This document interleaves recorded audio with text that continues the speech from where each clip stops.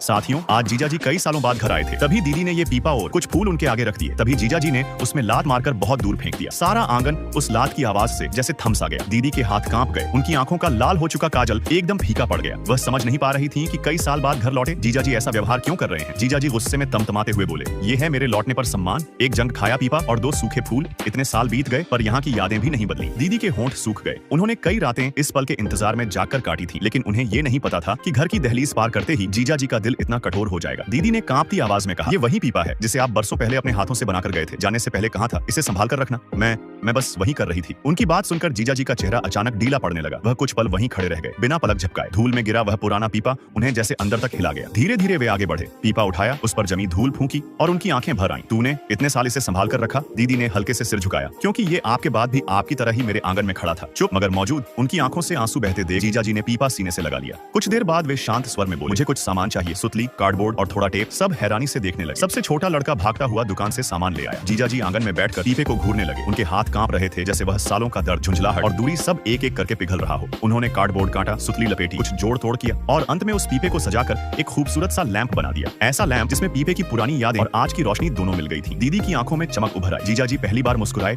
और धीरे से बोले, अब ये सिर्फ पुराना पीपा नहीं, हमारी नई शुरुआत है। लेकिन लास्ट में जो जीजाजी ने दीदी के साथ किया, उसे देखकर तो आपकी आंखें भी फटी की फटी रह जाएंगी। लेकिन उसे देखने से पहले रुक जा बेटा, मैं तुझे श्राप देता हूँ, आज रात 12 बजे तेरे पापा मर जाएंगे। तू अपने पापा को सही सलामत देखना चाहता है तो इस लड़की की वीडियो को लाइक और चैनल को सब्सक्राइब कर। तो लास्ट में जीजाजी ने बहुत शानदार और खूबसूरत गुलदस्ता बना दिया।